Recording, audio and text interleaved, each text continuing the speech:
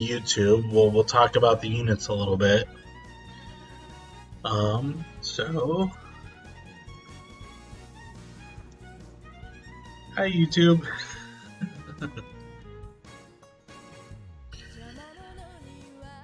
Alright, what's up everybody on YouTube? Here we are back with a Hammer Time 9000X video. Today we're going to talk about the banner that just released, which otherwise features these two wonderful units. Say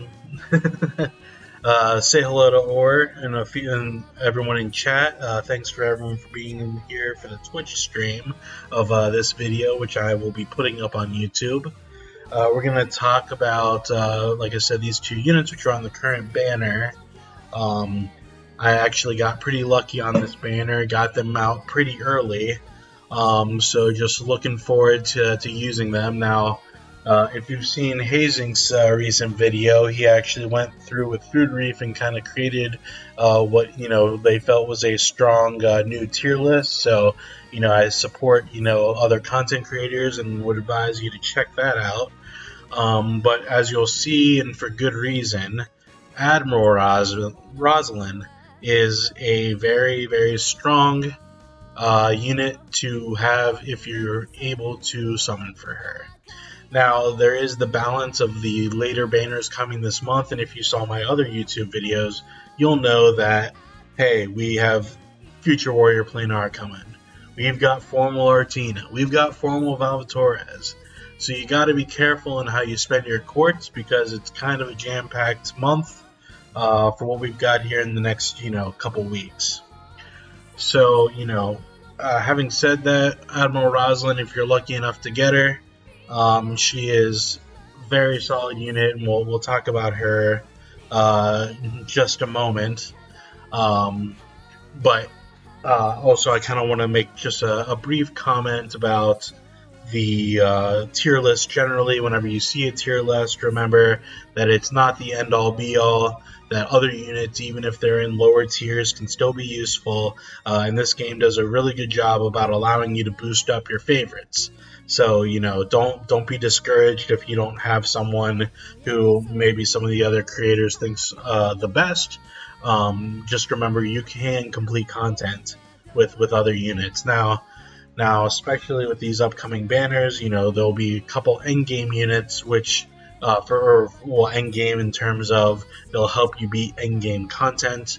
But having said that, you can still buff up, units that you either already have, and or, could be getting sometime in the future.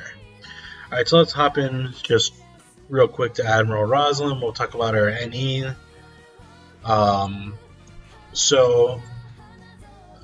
Once again, she's a 15 NE character. One of the things she'll start out doing is her leader ability. It gives crit damage to party members with any attack buff when a turn ends, plus 30%. Her NE3 is her additional skill, which has that very tasty enemy buff removed, which is super useful. Other characters that can do this, I think like Marone is a good example of a character who can do this, but it's just a part of her kit that makes her a very strong option. Her NE5 is when self is equipped with Fist, party skill damage plus 16%. Always nice to have passive damage buffs. NE7, if there are 3 or more party members surviving when a turn begins, party total damage dealt plus 16%. Thanks, Or also pointed out that Mami from the recent Madoka Magica collab also removes any buffs. Also a handy unit. Though, of course, the star of the Madoka Magica collab was Madoka herself with her crazy overheal ability, which will be a unique ability to her until we get a collab later in the future. Or maybe it's not a collab, but it's another unit that comes in a couple months that has the overheal ability. But yeah, having said that, the rest of Admiral Rosalind's kit, and Homura, nice.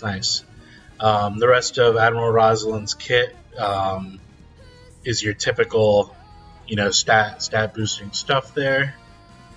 We go in to look at her unique skills, and you'll see her bread and butter is this first skill, Roar of the Admiral. This gives a party-wide attack buff and crit rate percent boost. It only lasts for one turn each time you use it, but you can spam it, which is real nice. She also has a nice debuff that she can do to the enemy, which knocks out some of their attack, defense, and speed. Also a very useful skill. You'll know, like, a lot of people use Calamity Adele for something similar, for debuffing, but Admiral Rosalind kind of does it all. She debuffs, she removes buffs, and she buffs. As a support unit, you really can't get away, from the fact that that's just a very, very strong kit to have. And I think especially in PvP, she is an absolute monster for kind of ruining your enemy team's plans, for potentially outspeeding you if you otherwise kit her for speed. Her spells, on the other hand, she has star-based abilities, but you're probably not going to end up using any of this. I mean, she has Mega Armor Break, but candidly, you'll probably use her unique skill and or her Anni 3 before you would use a Mega Armor Break. But the nice thing is also about her hyperspace, her super space wipeout, is because it's 5 turns, it'll ultimately end up stacking with some other moves. So yeah, she's great. If you're lucky enough to pick her up, do so. If you're otherwise debating whether she's worth it more than potentially Formula Artina as the other kind of massively good support we're getting this month, that's a decision you'll have to make. Now, do I need this unit? If you have Calamity Adele, you have Marome, you have Mami and or Homura, certain other characters that can do what Admiral Rosalind can do, then you'll probably be okay. Now, does Admiral Rosalind do it better than those units as of right now? Calamity Adele maybe has an argument just because of the, massive, his first unique skill that allows him to just continuously spark his action gauge. But she's definitely a luxurious support, as Defective Matt notes there.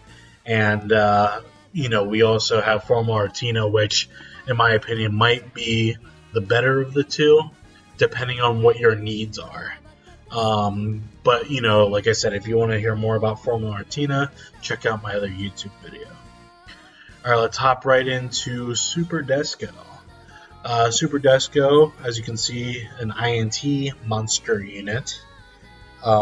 He has a little bit of a weakness to, she has a little bit of weakness to water, but otherwise is pretty solid here in terms of her stats. Her leader skill gives all members elemental damage dealt plus 15%, as you all may be aware that her, for anyone, her all members elemental damage dealt skill is really useful just because we're going into an elemental meta.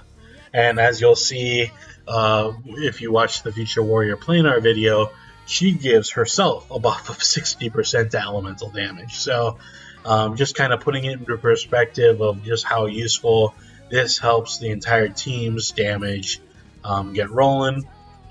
The Anni 3 helps nerf the auction gauge of one unit on the enemy team.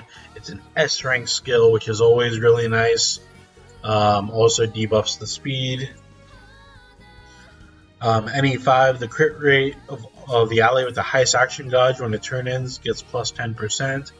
Always nice to have passive crit rate buffs. The Anni 7, if HP is 30% or more when a turn begins, damage taken by party is minus 13%. Kind of like your typical Final Fantasy Stone Skin. Nice that if she pairs up with other units that helps keep her health up. She can help keep the defense, up for the entire team, and potentially can be helpful as kind of a tanking type role. So the main ability, main leader skill, base stats plus 12%, always solid. Just mentioning the main ability there. We'll go into the skills. The first unique skill is a wind element. It's a low SP, but also kind of a low power. Gives a small debuff. Output Death gives a party-wide buff. And as you'll see, it's also a reasonably low SP, but damage inflicted plus 15% for one turn, and damage taken minus 10%. So not only can she passively help your defense, but also if you're spamming or otherwise using her as a support, can also help the entire team damage as well as help it defensively. From a spell perspective, unfortunately there's no elemental type of spells for her. Her only elemental one comes with this wind, but as a boosting unit, can boost INT teams, can boost attack teams. You can play with her on both types of teams, even though she herself is a monster magical unit. So she herself is not a bad unit. Definitely nice to have if you're able to summon her. But the real prize of the banner, in my opinion, would be Admiral Rosalind. But having said that, Super Desco, really love the art, actually. I think, one of the things I want to say about the unit is that the art's wonderful. I think it's really cool, especially when you look at kind of all the Descos we've had so far. This one kind of, I feel, stands out visually from the others in a pretty substantial way, and I like it. So hopefully you all like it too. Hopefully you all have good luck in your own rolls for trying to get these units and the other units this month. But yeah, so actually right now I'm going to drop a code for everybody, so you all can enjoy and get all the good things from my code. Give me 1 second to double check what it is. Alright, I'm going to go to enter it now so that way everyone can get it along with me. Please input 0 code. The code is HAMMER321. I'll leave it up on the screen for a few seconds. And we will confirm. Oh, we failed and go back to the title screen. Well, hopefully the code worked for you. I'll quickly log in and try to enter it again. But it will work. So hopefully you all are able to enjoy, getting another code. I know a lot of the other content creators are putting out codes right now. So I'm putting it up on the screen one more time. I'm hitting enter. Claimed. Let's check it out. So the bonus from Hammer, we got Nether Quartz 250, 3 AP pots, 3 crab miso, and a premium summon ticket. So hopefully you all can enjoy and get some more quartz, and like I said, support all the content creators. And thanks for your support on this video. Please like and subscribe, and we'll catch you in the next one. Alright, let's jump back to the stream.